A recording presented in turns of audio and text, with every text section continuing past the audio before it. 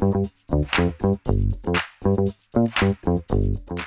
I'm Jon Laster with Laster Growth. I do executive coaching, and I connect the brain to things that we do in everyday life and leadership. And today, I get a chance to watch Andrew Huberman talk with David Goggins. We're talking about two titans here, all right? And they're going to talk about a brand new, hot off the press discovery in the brain. And Andrew's going to find out what David Goggins thinks about it. So we're going to take a look at this. I can't wait to see it and tell you what kind of thoughts it invokes in me. Let's jump in. I'm going to share a little neuroscience tidbit. Love it. But I think it's one that you'll appreciate.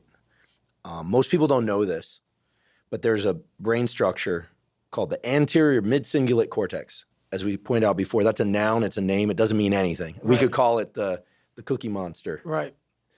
But what's interesting about this brain area is there are now a lot of data in humans, not some mouse study, showing that when people do something they don't want to do, like add 3 hours of exercise per day or per week, or when people who are trying to diet and lose weight resist eating something. Right.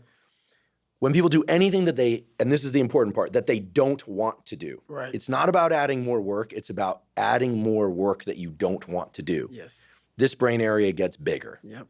Now, here's what's especially interesting about this brain area to me. And by the way, I'm only learning this recently because it's new data. Okay, I just have to stop it. This is insane. I love this for a ton of reasons, but basically because it's more data compiling on this idea that going against the grain is good for you. There's a lot of good ideas, profound and even ancient ideas that people don't enact. You can read How to Win Friends and Influence People by Dale Carnegie and hear a bunch of great ideas that people don't do every day in business, even though we know that they would be helpful. The anterior mid-cingulate cortex is smaller in obese people. It gets bigger when they diet. It's larger in athletes. It's especially large or grows larger in people that see themselves as challenged and overcome some challenge. Right. And in people that live a very long time, this area keeps its size. In many ways, scientists are starting to think of the anterior mid-cingulate cortex not just as one of the seats of willpower, Right. but perhaps actually the seat of the will to live. Now we're talking. And when I learned about the anterior mid-cingulate cortex, I was like almost out of my seat. And I've been in the neuroscience game since I was 20. We're the same age. And I was so pumped because I've heard of the amygdala, fear, prefrontal cortex, it's planning and action. I could tell you every brain area and I teach neuroanatomy to medical students. But when I started seeing the data on the anterior mid-cingulate cortex, I was like, whoa, this is interesting. Yep. And all the data point to the fact that we can build this area up, but that as quickly as we build it up, if we don't continue to invest in things that are hard for us, that we don't want to do, that's the part that feels so Goggin-esque to me, that we don't want to do. Like if you love the ice bath, yeah, I love the ice bath, and you go from 1 minute to 10 minutes, guess what? Your anterior mid-cingulate cortex did not grow. None. But if you hate the cold water, if you're afraid of drowning and you get into water and put your head under, then your anterior mid and survive, then the anterior mid-cingulate cortex gets bigger. But if you don't do it the next day, or if you do it the next day and you enjoy it, because hey, I did it yesterday, woohoo, happy me, Merry Christmas, as you would say. Merry Christmas. Guess what? The anterior mid-cingulate cortex shrinks again. Yep. To me, this is one of the most important discoveries that neuroscience has ever made. Well, that's a bold statement. One of the most important neuroscience discoveries ever made by Andrew Huberman. That's a big thing for him to say with all the things that he knows. But I love this so much. This idea that doing something you don't want to do makes you better and grows a very important part of the willpower in your brain. This is very, very encouraging.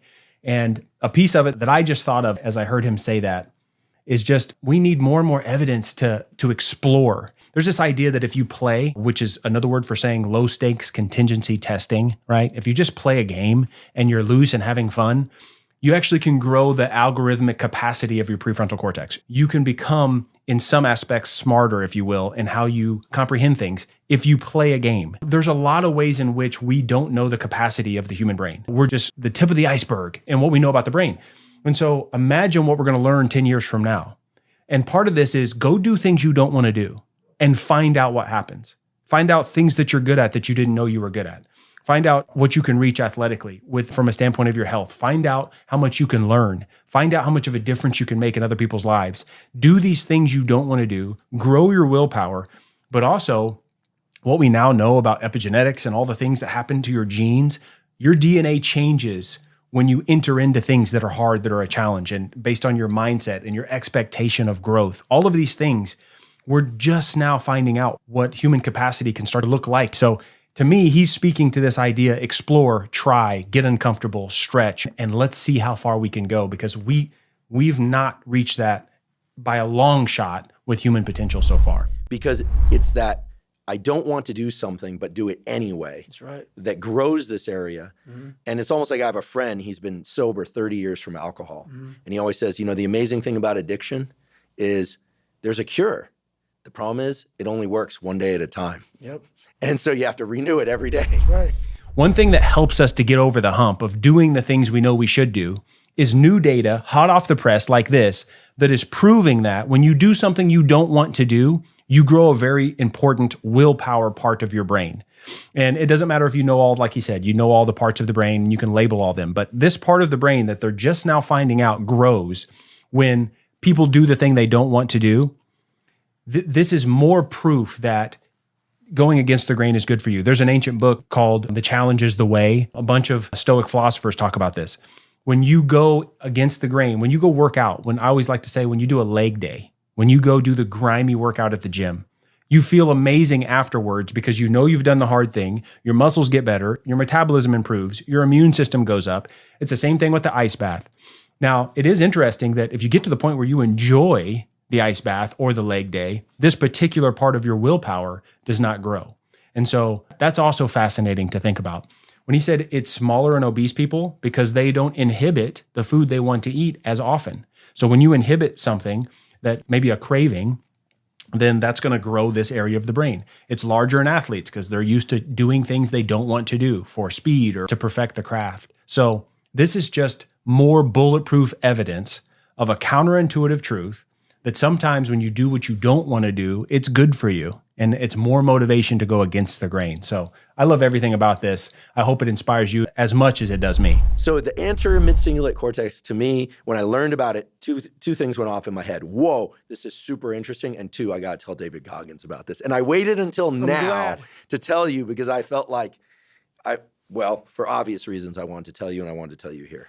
Let's see what David Goggins has to say about this. Well, I love that because that's how I've lived my entire life. I don't know anything about that, but people go, man, you have such a strong will. It's something that you build. I never forget, I was on a podcast one time, and this dude goes, you were blessed with a strong mind. Like, the hell are you talking about? I was blessed with a strong mind. That's something that you have to develop. You develop that over years, decades of suffering and going back into the suffer. That's why a lot of people who graduate Navy SEAL training, they want to know, like I talk about very openly all the time. A lot of guys don't want to go back into that water. Don't want to go back into the hard stuff. And maybe not anything hard in life. Once you get through it, it's like you become a POW.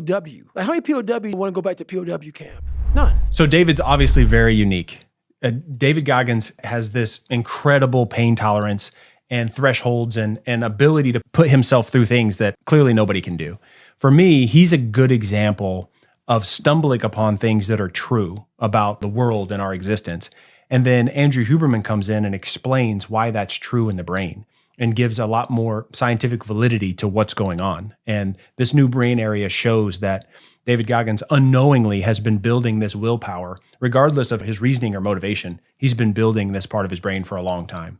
So he's obviously very excited about it. Andrew's very excited about it. But for me, it's the inspiration we can all garner from knowing that if we go into that thing that we don't want to do, there's reward, there's a pot of gold on the other side. So why wouldn't we? Why wouldn't we find something and dive in because we know we're going to be better for it? Again, I really love watching these videos and responding to them. If you enjoy it, please like it and follow. We're going to be doing this more and more, and I hope there's value as we add brain science to your everyday life and your leadership. So thanks for watching.